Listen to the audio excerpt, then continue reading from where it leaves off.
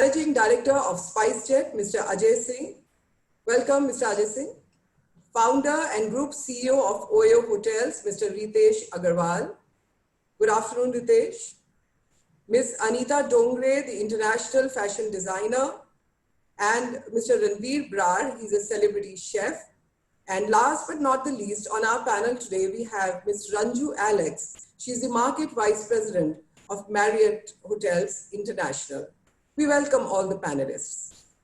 Viewers, India offers a unique blend of science and culture to establish the well-being of an individual. Before we start the conversation with Sadhguru, team of Isha Foundation has a short video on a sacred space, the Isha Yoga Center. Team, can we please play the video?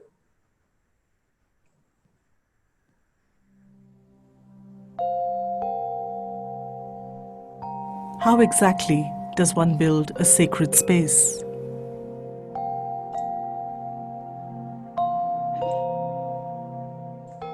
At the Isha Yoga Center, ancient techniques have been revived to create a timeless space, one designed to stand for many millennia. Dhanalinga is the focal point of the Yoga Center, the Moolasthana of the Kshetra, the first of its kind to be completed in thousands of years. Dhyana means meditation, and Linga means the form. A doorway to enlightenment, Dhanalinga creates the possibility to experience life in its totality. The Dhanalinga dome is built without cement, steel, concrete, or pillars. Just 180,000 bricks and mud mortar, stabilized with additives. At the entrance of the Dhanalinga, one encounters the Dharma pillar, embodying the essence of spirituality beyond sectarianism. A few steps away sits Nandi, relaxed yet intense, the embodiment of meditativeness. A sacred journey begins with a purifying dip. The Surya Kund and Chandra Kund are energized water bodies. Unique in form, they are built with massive 50-ton granite blocks. To the southeast is Linga Bhairavi, an exuberant expression of the divine feminine. Within her abode, Devi is manifested as a linga, a unique form for the mother goddess.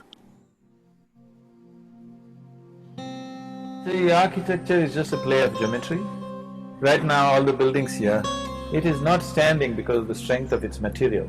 It is standing only because of the perfectness of the geometry. That's the beauty of what we're doing here. The entire ashram is itself a symphony of geometry and alignment. Spanda Hall is a 44,000 square foot program venue. The design reflects the essence of yoga as a technology for inner engineering. Outside in the garden is a massive rock. I just looked at one particular rock. I fell in love with the rock. I said, I want her. And these people carried this rock and brought it.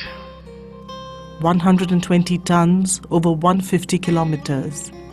No cranes or big machines, just oil jacks, enthusiasm, and ingenuity.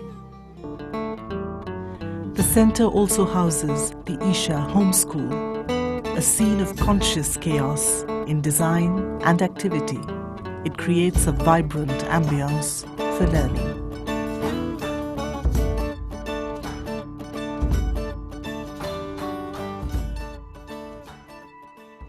The Isha aesthetic manifests on the other side of the globe too. Mahima, a 39,000 square foot meditation hall, is the first of its kind in the West.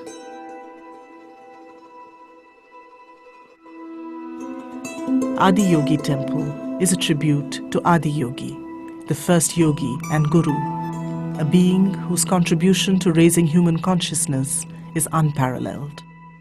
Dominating the 30,000 square foot space is a 21-foot likeness of Adi Yogi. Designed, constructed and transported from India, it is only the first of many. The science of yoga brings the highest level of exuberance and absolute stillness and an internal intoxication at the same time. So, we wanted to create a face which will exude these three qualities of stillness, exuberance and intoxication. I request the Prime Minister to present Adi Yogi, the source of yoga, to the world.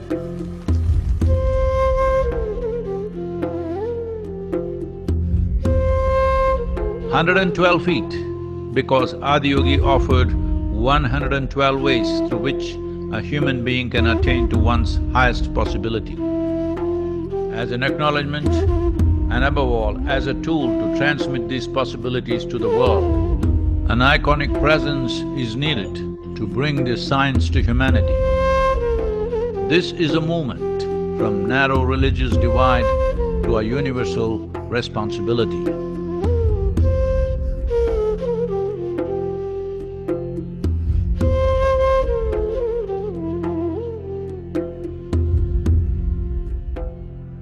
There is no need for you to innovate anything. If you just have enough observation and perception for all the fantastic design that is everywhere in every leaf, if you just simply imitate what's in nature, it'll be too phenomenal. People will think you're a genius, but you're a copycat. That's all it takes.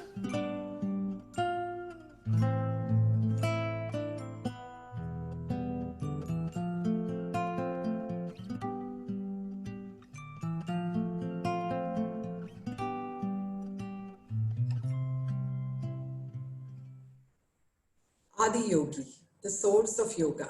Thank you, Team Isha. May I now request Honorable Union Minister Shri Prahlad Singh Patel ji to kindly welcome Sadhguru and start the proceedings today with his opening remarks and thought. Sir.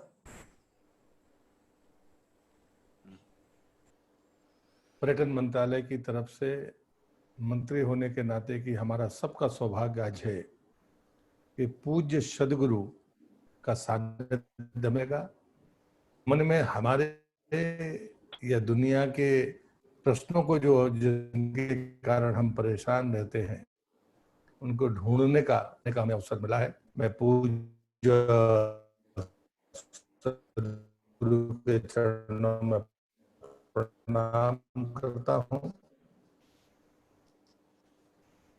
और मैं बहुत लंबी बात ना करते हुए मेरे इस अवसर पर जो लोग उपस्थित, अजय सिंह जी, छोटे भाई ओयो के एमडी रितेश जी, डोंगरी जी, रणबीर बरार जी, रंजू एलेक्स जी और जो लोग सुन रहे हैं मैं उन सब का हृदय से स्वागत। और पूज्य सद्गुरु जी के को मैं कोई चीज कह नहीं सकता तो मेरे आराध्य परम पूज्य श्री श्री बाबा जी की वाणी मुझे याद आई। उन्होंने कहा कि युक्ति से मुक्ति मिलती है, रिक्ति से नहीं, खालीपन से मुक्ति नहीं मिलती। और मैं सोच रहा था कि शायद यही मेरा प्रश्न होगा कि मैं ये ऐसा मानता हूं कि हमारा अपना प्रारब्ध, हमारे पूर्वजों की दी हुई ज्ञान संपदा और हमारा पुरुषार्थ यही युक्तियों को प्राप्त करने का माध्यम है।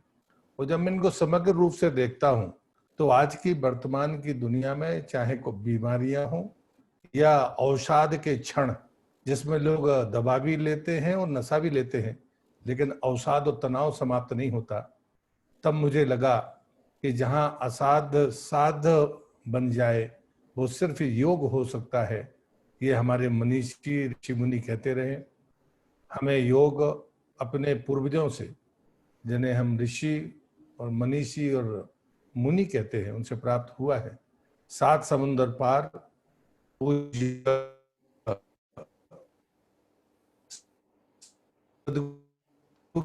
के जैसे महान आत्माओं के द्वारा योग को पहुंचाया गया। लेकिन मुझे इस बात का गर्व है कि देश के हमारे प्रधानमंत्री, हमारे नेता, उनने दुनिया को मनवाने का काम किया और पूरी दुनिया ने, और उसमें भी 178 देशों ने विश्व योग दिवस पहुंचाने वाले हमारे सदगुरु जैसे मनीषी थे, लेकिन मनवाने का काम जिसके प्रधानमंत्री हूँ। अंत में फिर मैं अपने आराध्य परम पूज्य श्री वासु जी की इस वाणी के साथ अपनी बात को खत्म करूंगा।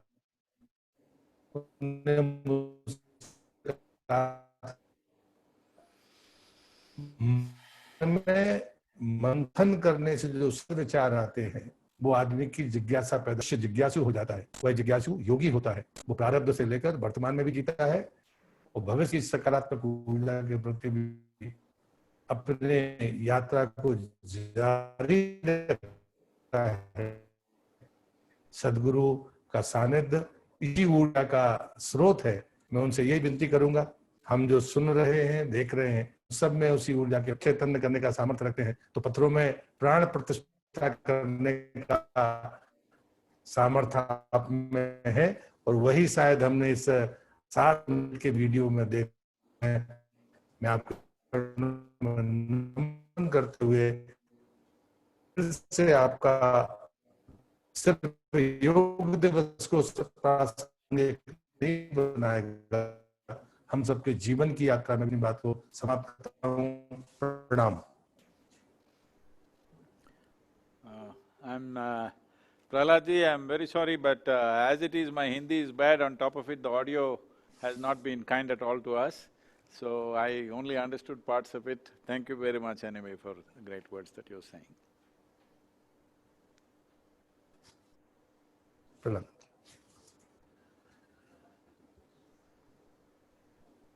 Rupinder ji, you're on mute. Okay. Thank you so much for that reminder. Well, we have viewers today with us, somebody who takes us traveling across destinations, connecting us with our families, people, and showcasing the beautiful land that is India. And so I bring to the first point that we need, because when COVID is behind us, we need to start traveling soon. Ajay Singh ji, what are your reflections on the role of civil aviation and how should we take it forward with the whole thing in COVID times? Firstly, I must express my gratitude to you for inviting me to this panel. I'm a huge admirer of Sadhguru ji, and you know, he's such an incredible personality. We really look to him for answers to complicated questions in our lives. And he's both, you know, one of those few who's both ancient and modern, and looks at the world in a, you know, from a perspective that is just so interesting and so admirable. As far as civil aviation is concerned, as all of you know,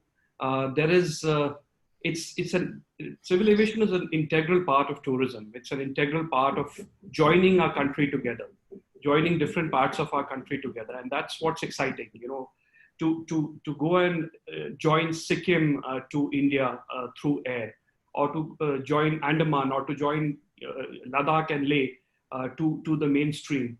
That is the role of tourism. It's basically a uniter, and that's how we look at it. As you know, this is the first of the activities which has been started after lockdown. We are currently operating about 30% of our flights. Those flights are about 70% full.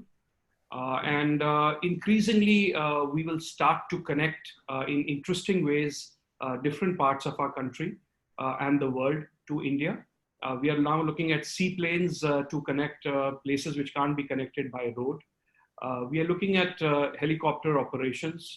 We are looking to see how we can use civil aviation really to connect our nation. And you know, I would really, you know, we ask Sadhguru all sorts of complex questions. We ask him for answers to things which really bedevil us. But I would really like to ask him something a lot simpler today. And I don't know how many people know that Sadhguru is actually a pilot himself. So he's one of us. He's a helicopter pilot. We are delighted that he should be part of our community. So I would like to ask him really what excites him about flying.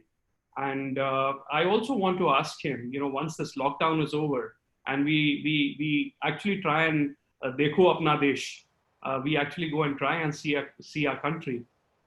What are the wonderful places that he's been to that he would recommend that all of us actually go and see once in our lifetimes? within our country. Namaskaram. Namaskaram to all of you.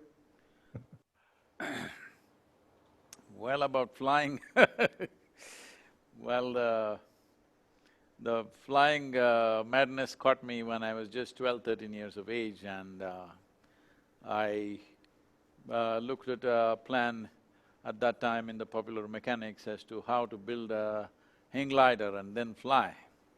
It took me almost 3.5 years to build one. This was built out of parachute silk and bamboo and all kinds of contraption. It's a huge contraption. And I took it near Nandi Hills, near Bangalore, and tried to fly it. Well, I did fly for approximately, I think about 22 to 23 seconds. I was in the air and then I crashed. It just folded up and I broke both my ankles, and that was my first aviation experience. So I came back in another 2 years and bought a well-built hang glider from a French builder, and then I did do hang gliding. And well, the fascination of flying mainly came because I spent so much time in nature, in the forests in South India, particularly in the Western Ghats, and always, of all the creatures, the birds seemed to have kind of advantage over me. The snakes excited me, but they were crawling, I could catch them. Well, the other mammals, elephants, tigers, I saw them, but they're fine. They're grand animals by themselves. But always it's the bird which kind of always beyond you. So I wanted to fly like them but I knew I didn't have wings.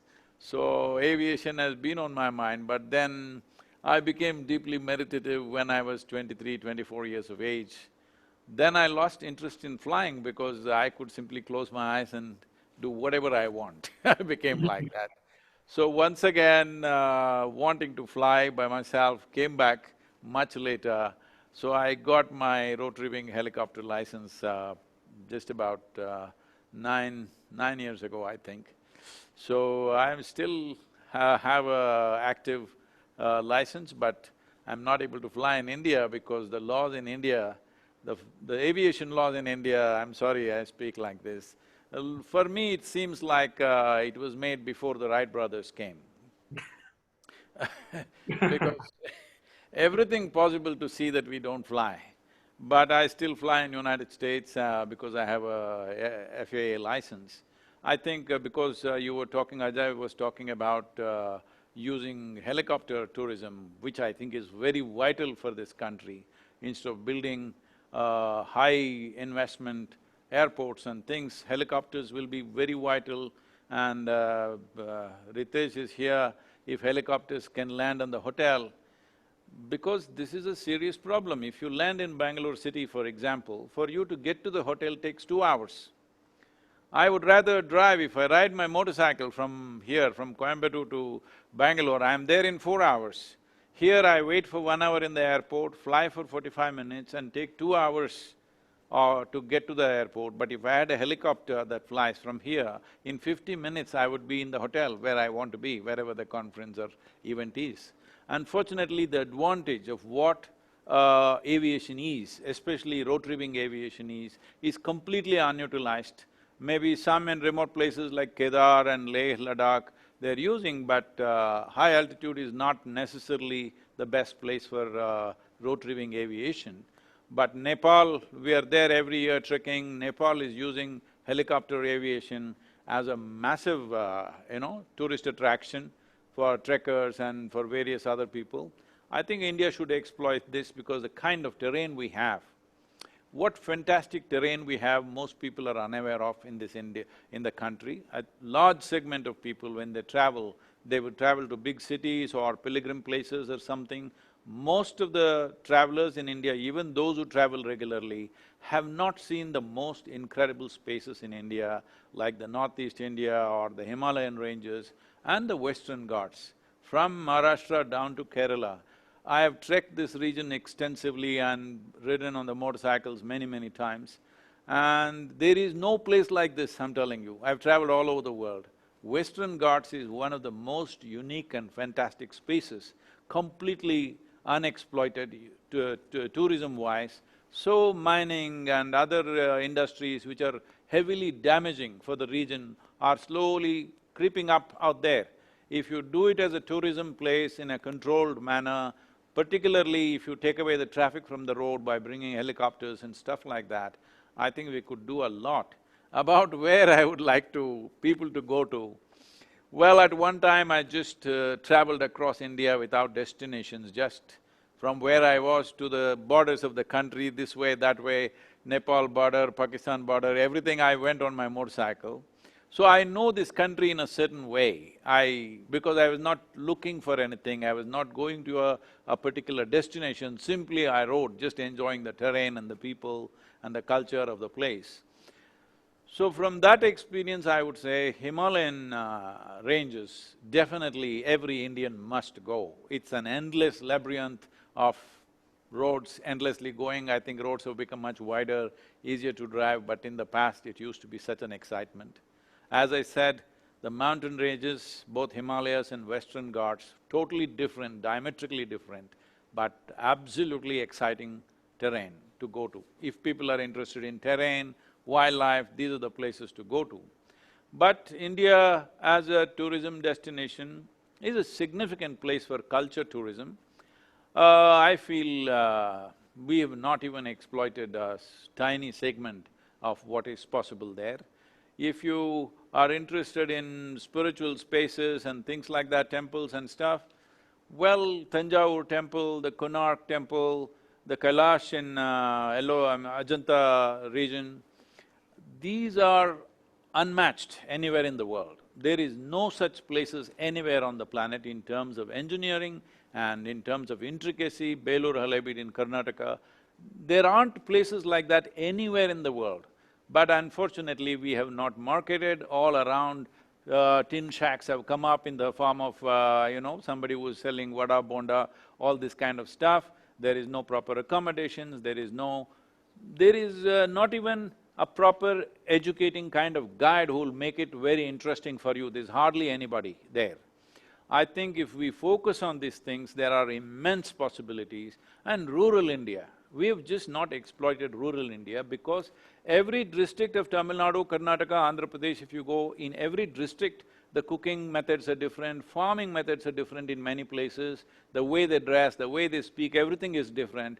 In terms of culture, the variety that we have, if we don't harness this now, because everybody is going to the same type of school, in another 50 years or even 25 years probably, all Indians will start looking same. Already in the cities, if you look at people below their knees, I would say almost 40% of the people are all in blue denims. They're not wearing any different types of clothes anymore, it's all gone. So this culture, the variety of clothing, food, language that we have is an immense possibility. Well, at one time we made a whole lot of presentations to Tamil Nadu government, but I don't think we have made a concerted effort towards this. As a nation, for the kind of population that we have and naturally very accepting and welcoming kind of culture that we have, if we exploit tourism in its real sense, right now I think it's just what, $10 billion, is it, the turnover? Is that it? Yes, sir, 10 billion, 10 billion.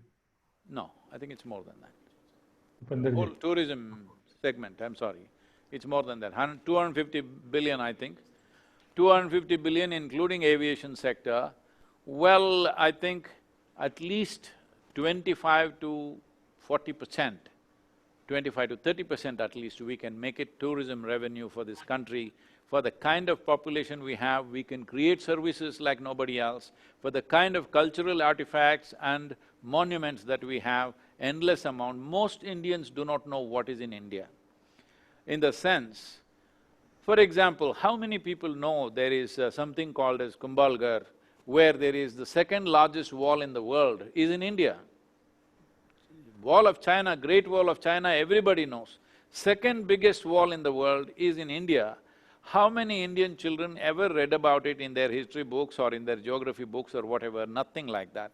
So unfortunately, it has not happened because it's not come into school education, it's not come into college education, and our tourism marketing agencies have been only marketing those already well-known. If you say India, they'll say Taj Mahal. I am nothing against Taj Mahal, it's a wonderful jewel, it is a fine place, but Taj Mahal is not of interest to every kind of tourist. Not everybody is interested in seeing a jewel-like building. Some people are excited, but a whole lot of people are not. I have heard so many Americans come to India just for Taj Mahal. When they go back there, what's the big deal about this? It's as good as seeing a photograph. These kind of talks. But the excitement for the international tourism is the culture, the range of food, the range of language, range of textiles, everything that we have. We need to exploit this.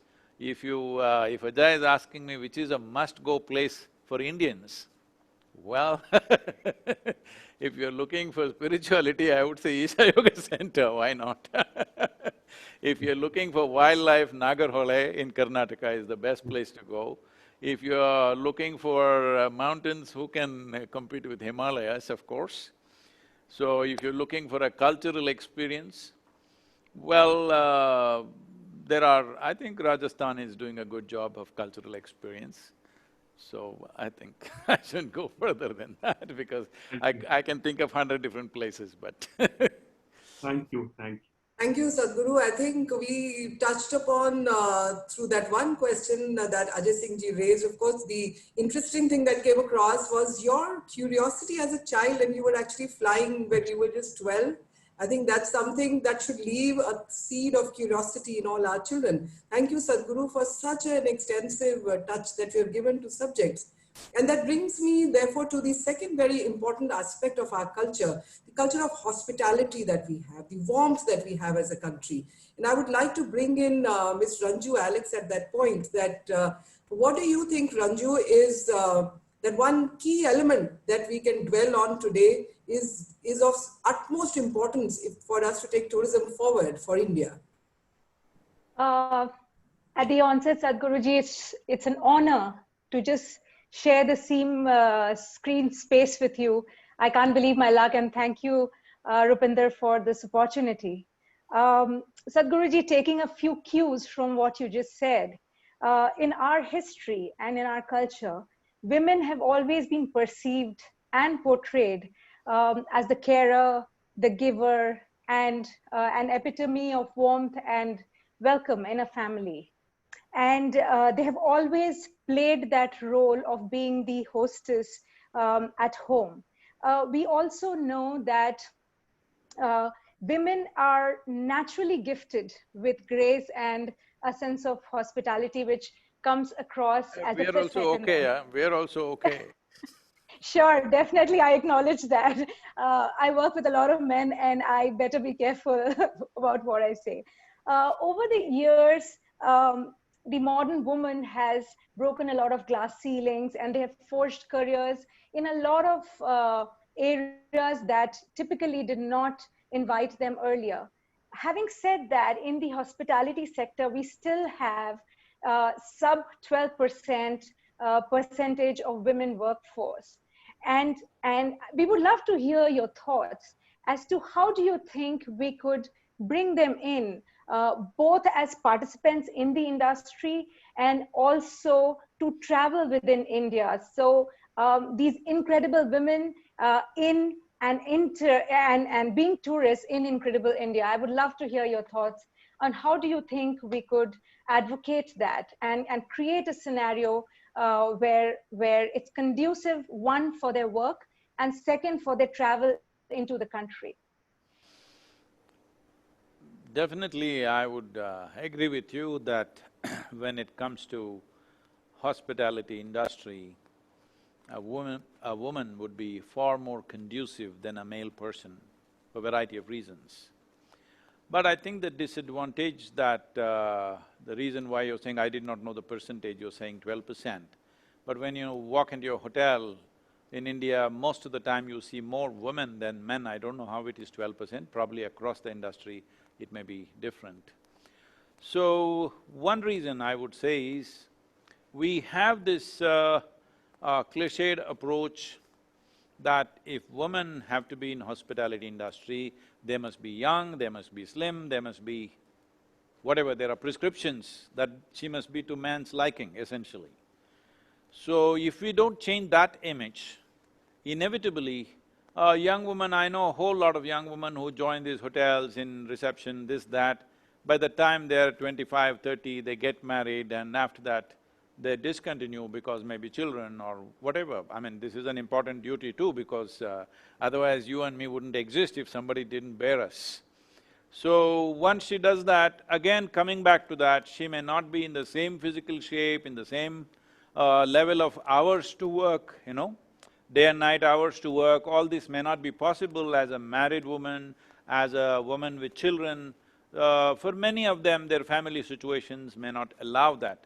That could be, I'm just guessing, that could be one of the reasons why young women may be there in the hospitality, but over 35 kind of women, there are less and less unless they're in an executive kind of position.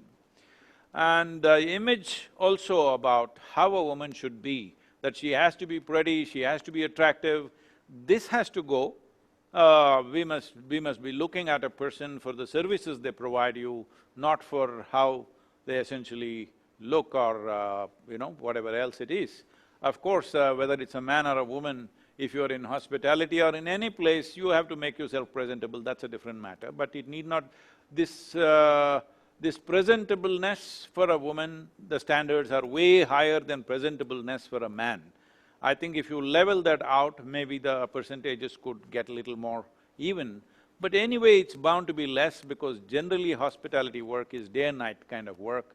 So many women, because of families, children, I would say 10, 12 years or 15 years, you know, they're kind of handicapped because of childbearing and those kind of stuff. So having said that, will they do better in hospitality industry than men? I think so, because it comes more naturally to a woman to be, you know, be in that sense. Even in our homes, it's always the women folk who are far more welcoming and this, men will ignore the guests at home. It's the women who really take care of them. So, well, increasing the percentage needs a lot of cultural changes, economic situations, family situations, how we look at childbearing, whether we look at childbearing as a full-time job or we look at it as just one more thing that you do. These things are deeply embedded in our culture, it may take some time to do that, but I'm sure it is increasingly more compared to how it was 10 years ago. Thank you, Sadhguru. I think that was very insightful, and in fact, you touched upon, I think, something very deep-seated, as you rightly said, and it takes time, but we are proud of our women as we take our country forward, and I'm sure we shall be doing far more than what we do in outside domain. But yes, she's the Annapurna, she is the Janani, so I think those roles have to be balanced. Thank you, Ranju, for touching upon an important aspect. Sadhguru, you had mentioned about the rural part of India and how we have not been able to leverage that in the current and the past times. So on that front, I would request Ritesh to touch upon the aspect of how do we leverage the rural India, which is where India lives, the heart and the soul of India. Ritesh? Thank you so much, Mr. Pinder. Namaskaram, Sadhguru. Ritesh, Thank how are you you? so much. Thank you so much for having me here. I'm very thankful for all of you to consider having an entrepreneur who's still in the early days of building his business here. So thank you so much for that.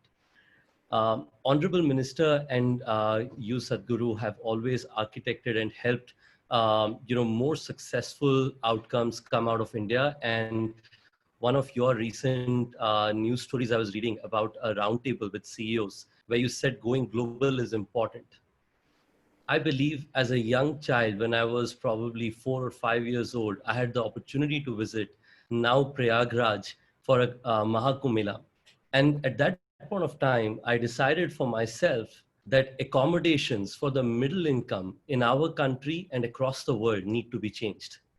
Over the years, I'm very thankful that I have had the opportunity to make a difference there, serving over 41 million people just last year and coming out as possibly one of the leading hotel chains starting out of India and now available across Asia Pacific, Europe, and United States. I'm thankful to have leaders like Honorable Minister and you here. I want to share one thing about yoga before I come to my specific question. Yoga means different things for different people. A lot of people in this call have created or have fascinating views and have made a significant difference in people's lives by using yoga. I had the opportunity to see Honorable Minister's Surya Namaskar video. I had the opportunity to see the video of the Isha Foundation. I wanted to share what yoga meant for me. Yoga for me, something that Patanjali said back in the day, means yoga chitta vritti nirodha, which is yoga stills the fluctuations of the mind. And I have, I've spent only limited time doing yoga, but it does enable significant stillness to the fluctuations of my mind. To my question, you mentioned quite a bit of things around it already. So I will try to make sure that I can be slightly more broad-based to try and get more views of your mind, because you have very interesting ways of opinions on travel and tourism, a lot that I can tell you a lot of people in this meeting agree with. For instance, the Northeast and the Western Ghats, something that I've heard from leaders in this session multiple times, including the Honorable Minister himself, who spent quite a bit of time in the Northeast. They say that the villages are the heart and the soul of India. As we grew up, our school books and everything around us constantly said that agriculture, farming, and villages are the heart of our country. This pandemic has forced us to look inwards and explore the immense potential of our rich culture. As my friend Ajay would see, international flights will continue to be an area where people will be slightly more worried. So people will drive or fly within India a lot more. History and travel will inspire us to constantly look for the one big direction that our country is moving towards, which is Dekho Apna Desh. How can we create a sustainable tourism movement, bringing in opportunities to the farmers, the local tourists, to go and see the villages and the great amount of unique cultures and beauty that our country has. You mentioned about visiting borders. I had the good opportunity last year to visit most of the borders that India shares with its countries because of my inspiration of wanting to see that. One of the places I reached right before the lockdown was Kutch. And around there, I went to a lot of little villages. And all those little villages had small homes and homestays that people wanted to host tourists in. How do you think, Sadhguru, that we can inspire a tourism movement while preserving the aesthetics and identity of India's heartland, to design this not just as a unique thing that a few people do, but really make it into a movement where Indians see village tourism and rural tourism as a critical part of their choices?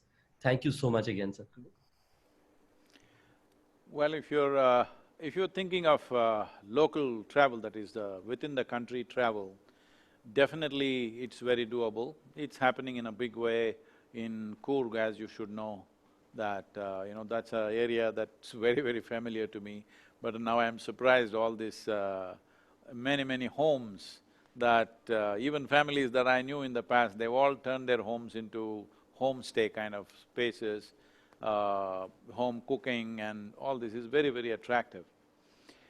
But once we attract foreign tourism to this, we must understand the high-value foreign tourist may not go to the village.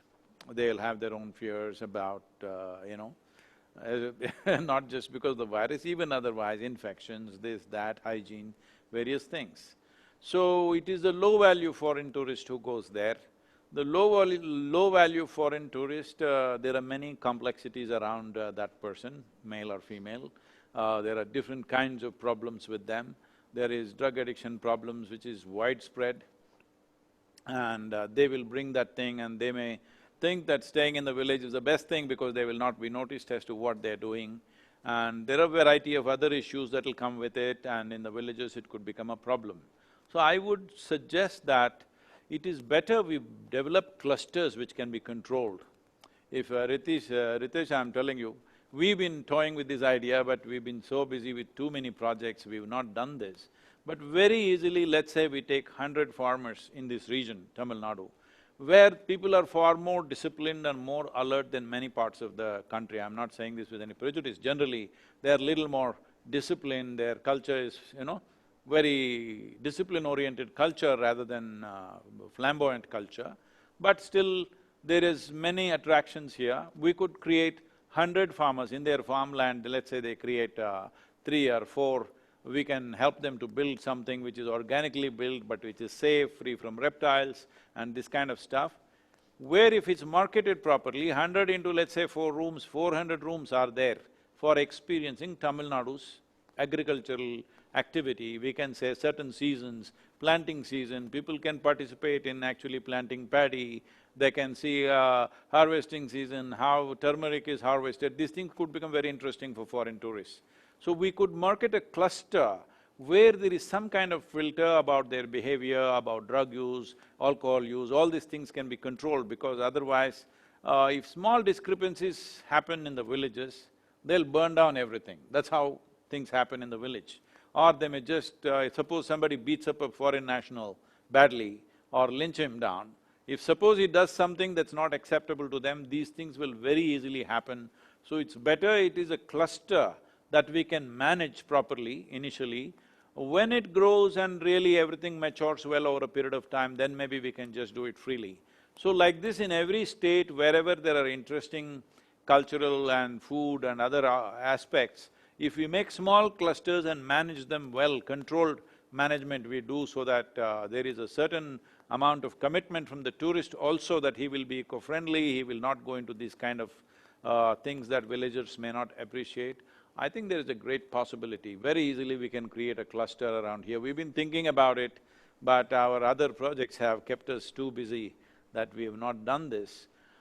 About India, the rural tourism, I feel initially it's best that we grow it with local tourists. Local tourists are also does not come without problems these days because alcohol consumption has become rampant, behavioral problems are there. So in a controlled way if we do it, and ecologically they are super insensitive, wherever they go they leave a heap of garbage and go, all these things can be very easily controlled. But drug addiction and those kind of problems are much more difficult to manage because they won't listen to any instruction.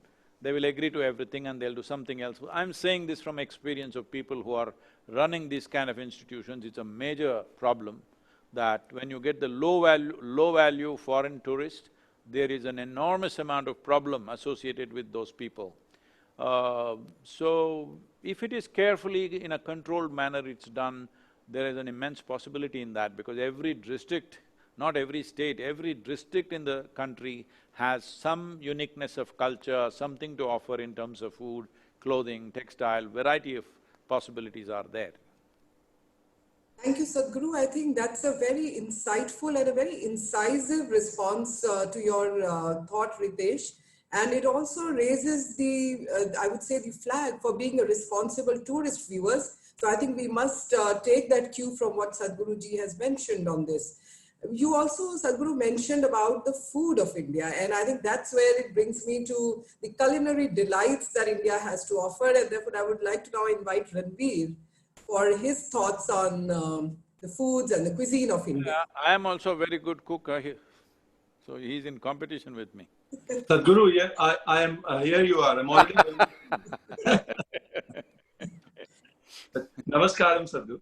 Namaskaram. And thanks to the Honorable Minister and Rupenderji for allowing me to share a screen with you. So I had a question regarding the incredible cuisine of the incredible country that we have.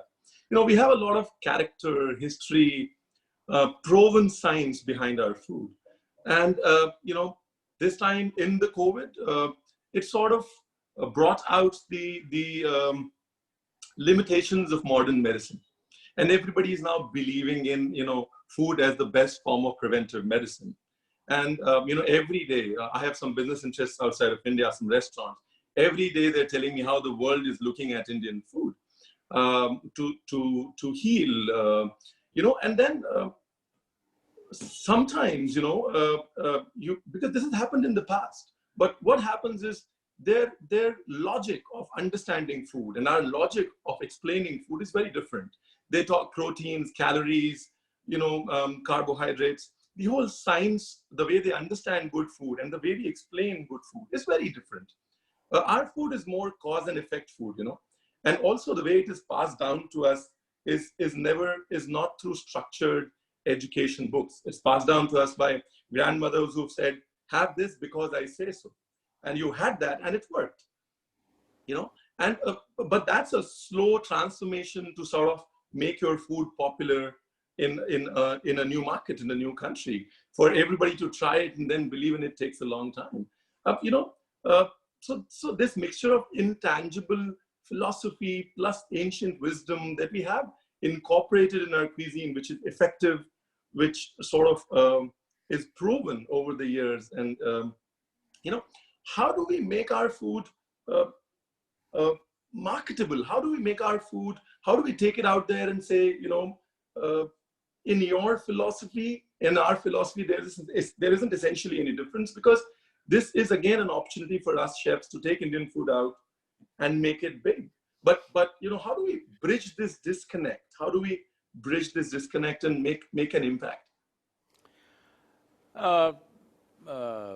It is very important that we speak in modern language, otherwise to change that narrative is not going to happen in a short period of time. We have to speak in today's language. But Indian food, the variety that it has and the many nuances that are there to the food, this will be very exciting for international, culinary fans, if only if it is presented properly. But that's a question you're asking, how to present it, not just talking about calories, this and that. Well, it's not just about calories, but in the international arena, if you're talking about the high-end market, presentation is very, very important. I think we are a bit poor in presentation, not bit poor, I think I would say very poor, because for us, food is about taste, food is about nourishment. We don't really care how your roti is kept, all right? We just want it to be nice to eat, that's about it. So, it just came off the fire, that is important, just came off the tandoori pot, that is important for us, rather than how it is presented. They don't mind bread which is 1 month old, but presented properly. That is their way of looking at things. So this change in looking at fresh food, that Indian food is most of the time coming straight from the pan to the plate, and the significance of that, I think we need to do something about that, because that is not understood, and many, many ailments in the world. Particularly, I've been talking to the American audience continuously, telling them, if you stop eating this old food, when I say old food, almost anything that they buy in their… the best place you can buy today is the whole… wholeness… Whole Foods. Whole Foods, I'm sorry. The best place that you can buy is Whole Foods. Even there, most of the things are a minimum 15 days to 30 days old, everything. So, just eating fresh food, what it will do to your health is a big thing. This needs to be communicated, that communication issue is there. But at the same time, I feel maybe the high-end restaurants, some of them may be okay, but my experience of restaurants may be outdated, because I'm talking about how things were 15 to 18 years ago, because since then I've not been able to go to restaurants, I get crowded in Indian restaurants, so I can't go anywhere in the world. But I'm talking about some time ago, let's say restaurants in United States or Europe, wherever you went, I think London is a little better, Indian restaurants in London are little better quality. But if you go to other places, especially in US, if you go to an Indian restaurant, it's a terrible experience. Neither the taste, nor the quality, nor the service, anything is good. Service you can improve by training them, but taste-wise, if you serve something which is as good as what is served on a street-side dhaba, everybody will be glad to eat that food. But what is served in the big restaurants, and I'm sorry if I'm, rubbing you in the wrong way, any of you, For example, every good hotel that I go to in India, morning I will end up giving a lecture to the chef and the manager who is there. Because in South India, in Tamil Nadu, I'm saying, in Chennai city, you can't eat the idli. It's terrible. If you just go outside where the labor are eating on the street side, fantastic idlis he will serve. I said, why don't you hire this guy who is just standing outside your compound wall? If you get that guy, he will know… he knows how to make a idli. Now, I was in one of the major hotels in Bangalore, and I see the idli sambar is terrible. I say, who is doing this idli? And very proudly they bring the chef. I ask him, where are you from? He says, I'm from Ludhiana. I don't know if you're from Ludhiana. I said, why is this Ludhiana guy doing idli here? Why can't you get one local guy? I'm saying such simple things are not taken care of. If you look at it, except in a few hotels, even in India, the experience of a breakfast is quite… Indian breakfast is quite bad, so everybody ends up eating a croissant or a bread and butter and egg and something else, they won't eat this. But today there is substantial research and medical understanding that eating something like, let us say for example, I'm taking idli, that it's 70% carb and 30% protein, it is the best way to eat. Every research in the world says that. But we are producing golf balls instead of idlis and we expect people to eat it. Nobody will want to eat it. If you eat idli in any of the Delhi hotels, I'm sorry I'm saying such things because I want them to improve. Tomorrow you will have acidity in your stomach because the batter is probably 1 month old. I don't know how old it is. It doesn't work like that. It has to be done fresh, it has to be done in a certain way, because these… if people want to be healthy, this kind of steamed foods which have both protein and carb is the best thing to consume. So, I think in United States, a whole lot of small restaurant owners have assumed that nobody anyway understands, so you can serve them whatever you want, anyway a certain amount of… See, when people do business for livelihood, they do it one way. When people do business because they want to create something, they'll do it another way. So this has to come. People with passion for Indian food have to take Indian food around, especially now, post these virus times. There is a certain amount of resistance to Chinese food. A whole lot of Americans will die to eat Chinese food because their own food has no spice, no any kind of, there is nothing in it, it's just meat and salt and bread, that's about it. So Chinese food has caught them so badly, they're enslaved to it. But right now, if the re-election happens, if election is not fresh, it's a re-election, I think Chinese restaurants will lose their shine or sheen in a significant way. This is a good time for Indian restaurant chains to come up. But quality must be there. When I say quality, for example, I'm not trying to promote anybody, but I'm just telling you, for example, I was to have a meeting with a man who's… I think… I wouldn't want to mention names, but he's the man who designed Lexus car, okay? He wanted to meet me because I had spoken to him in the economic forum about design so much, so he wanted to meet me. So I said, okay, we'll meet. Then I said, where is the meeting? So they gave a number in Manhattan area and we went looking, and then I see this is a Saravana Bhavan hotel. I said, this can't be, why would this American guy meet me in Saravana Bhavan? Then I realized that's where he wants to meet me. He said, this is the only place I'll have breakfast every day. And I go there and eat whatever, that pongal, something they served. I'm telling you, they're serving pongal better than what is served in Chennai. This is what we need to do, quality. If you produce quality for the variety of foods and range of foods that we have, nobody, no culture in the world can beat this, because the variety from Kanyakumari to Kashmir, how many varieties, how many nuances are there to food. If we can manage this, preserve this and present it to the world, it is unbeatable. Young people like you who have passion for food should do it.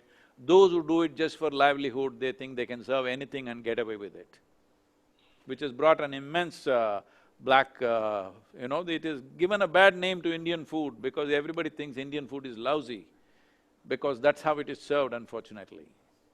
Thank you for the candid insights. Thank you. Thank So you. I think Sorry you if have a I… lot of homework coming from Sadhguru in what we need to really showcase to the world. And I think most of us will agree with Sadhguru's observations on how the home food or the food cooked sometimes even on the roadside is actually more authentic, and it's not, the idli is not like a golf ball. But thank you, Sadhguru, for those insights. And now, viewers, we are soon going to run out of time, and I have one very critical aspect to discuss today. We saw in the video in the beginning that Sadhguru's Isha Foundation had showed was about the inner engineering and the 112 ways to attain maximum human possibilities. Anita and I were conversing before the conversation started, and she had a lot of thoughts on yoga and what should yoga mean. So can I, Anita, request you to come in now and share your thoughts and some observations?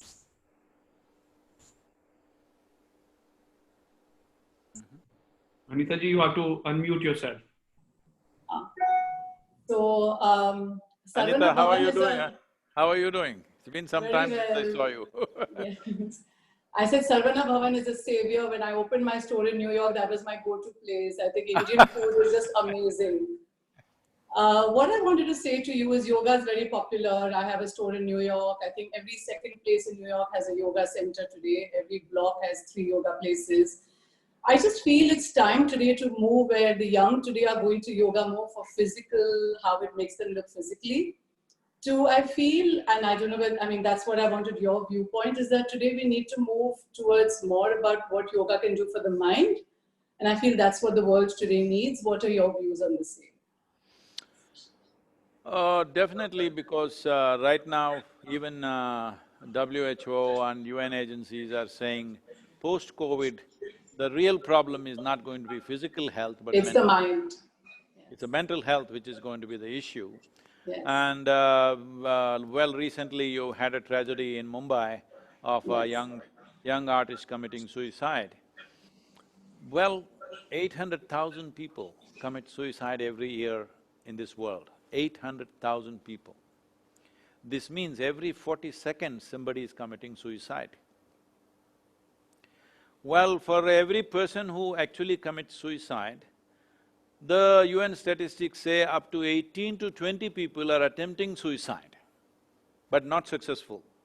If all of them succeed, then the number will go crazy. It'll go into millions of people. So why so many young people wanting to take their lives? Over 18,600 youth below 18 years of age commit suicide in India. And about 6,000 of them are below 13 years of age. Can you believe this? A 13-year-old, 12, 13-year-old child, why would they want to take their lives? This is simply because our education systems have no any kind of support for an individual as to how to manage myself, how to manage my thought, how to manage my emotion, how to manage my chemical changes that are happening in my body, you know? The chemistry, the hormonal aspects, the glandular secretions. The yogic system, one most fundamental aspect, physiological aspect of the yogic system is it regulates glandular secretions. This is the most important thing that people generally not focused on. Today, a certain number of researchers in United States, this unfortunately has to come from US, otherwise it doesn't work in this country. Certain number of researchers from Indiana University, Harvard Medical School, Rutgers University and Florida together did a certain study on the inner engineering practices. What they found was, in 90 days of practice, the BDNF factor is threefold, that is 300% higher. If… I mean, this is a medical term, it means brain-derived neurotropic factors. This is essentially determines your experience of life, because your experience of life has a chemical basis. Right now you're feeling joyful, it's your chemistry on one level. You're feeling miserable, it's your chemistry. You're ecstatic, it's your chemistry. You're in deep agony. If it's not physical pain, everything has a chemical background to the kind of experience that you're having right now. So yogic system has an elaborate system how we can create the right kind of chemistry. Right now, you have achieved a blissful chemistry. Once your chemistry is blissful, outside situations are always going up and down. If nothing is going up and down, either you are dead already or you're on the way. If you're doing something, situations are always going up and down. If you're doing a lot of things, too many things are going up and down, all right? So when will a human being step out into the world and really want to do things, whatever they can do, everything that I can do, I will do in my life? When will that happen? Only when there is no fear of suffering. When you have this state, no matter what happens in my activity and my surroundings, my experience of life is assured that it is always pleasant. When this is there, that is when a human being will find full expression to their life, will explore the full depth and dimension of what it means to be human and what it can be done in terms of impact in the world. Everything will be done. See, in our lives, if we do not do what we cannot do, there's no problem. But if we do not do what we can do, we are a disastrous life. I would say 90% of human beings are a disaster like this because they are not doing what they can do, just the fear of suffering. What will happen, what will happen, what will happen, always. So this has to be taken… If you want to unleash human genius in this world, most important thing is your pleasantness of experience must be assured. This is the fundamental of yoga. Well, he was saying, yoga chitta vritti nirodha, this means just that whatever the fluctuations, you are free from that. Once you're in yoga, you are free from those fluctuations. Fluctuations happen in the outside situation. With all that, inner reaction need not happen. The question is, are you a compulsive reaction to the world around you or are you a conscious response to the world around you? This is the difference between a human being and other creatures on this planet. If we do not exercise this one thing, if we do not exercise this ability to respond consciously, but we are a compulsive reaction, this means we have forsaken the fantastic work of evolution which has brought us where we are. We are still behaving like creatures because they always react, instinctively react. We are supposed to consciously respond.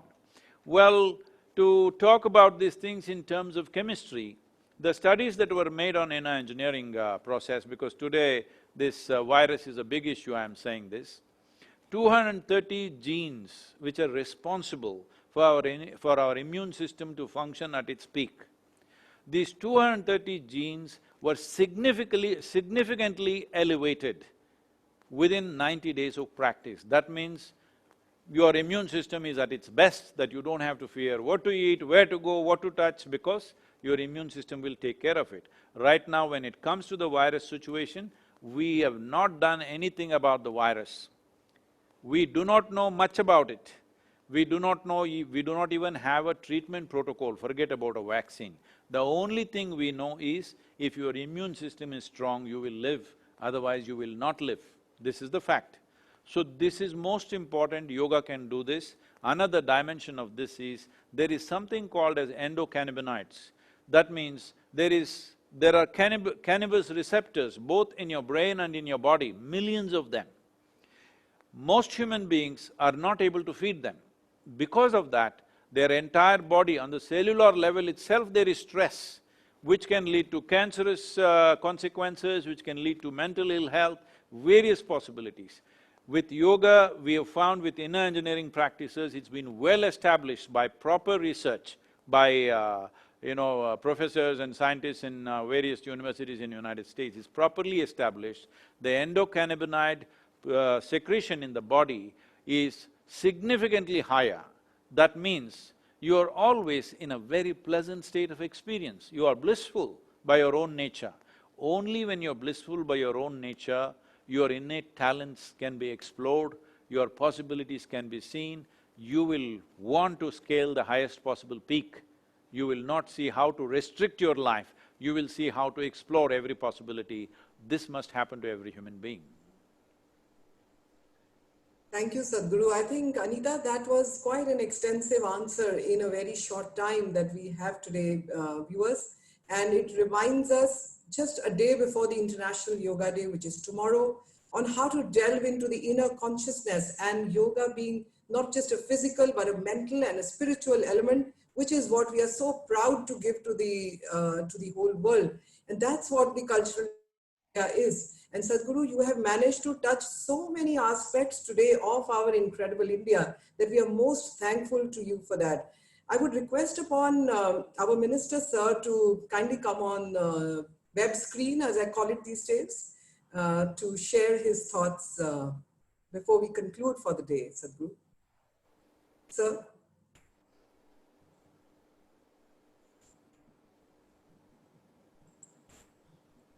Sir आपका unmute होने वाला है.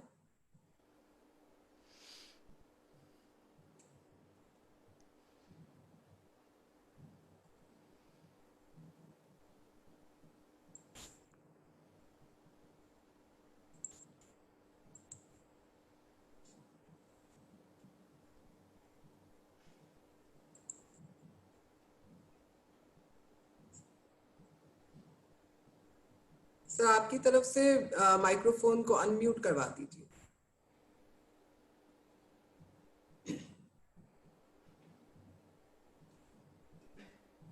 अब आपको आवाज आ रही है? जी sir, जी sir. मैं सदगुरु को प्रणाम करता हूँ और उनका आभार भी व्यक्त करता हूँ. टूरिज्म पिलर्स जितने हो सकते हैं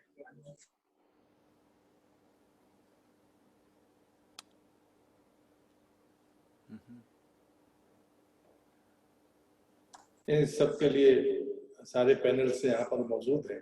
तो मुझे लगता है कि जो प्रश्न उनके मन में थे और जो हमको भी जो जानकारियां मिली हैं, हम मिलकर एक बेहतर काम कर पाएंगे. और मुझे लगता है कि इस आपदा के बाद हम सबकी ये चर्चाएं महत्वपूर्ण होंगी. मैं सभी टूरिज्म के जितने भी पिलर्स हैं जो आज के पैनल में यहाँ पर मौजूद थे, मैं उनके प्रति भी अपना आभार व्यक्त करता हूँ. Namaskaram, and thank you all of you, especially Prahlad ji. In whichever way we can be of assistance to India's tourism, we are always available. Please, if you feel we can be useful, please. Thank you, Sadhguru. Thank you very much. Thank you all. Dhanyavad Sadhguru and Dhanyavad panelists. Everybody has touched upon very crucial elements, and Sadhguru, with your blessings and with your very insightful points that you have raised on so many aspects of our incredible country, I'm sure हम सब देखते रहेंगे अपना सुंदर देश, and we shall continue to work to make sure that we bring not only ourselves to see all those little nooks and corners of our country, but civil aviation will be working with us. Ajay ji, thank you so much for taking us to lands where we could not have imagined going somewhere back into the Himalayas. And Anita ji, you have raised yoga, so thank you so much for that.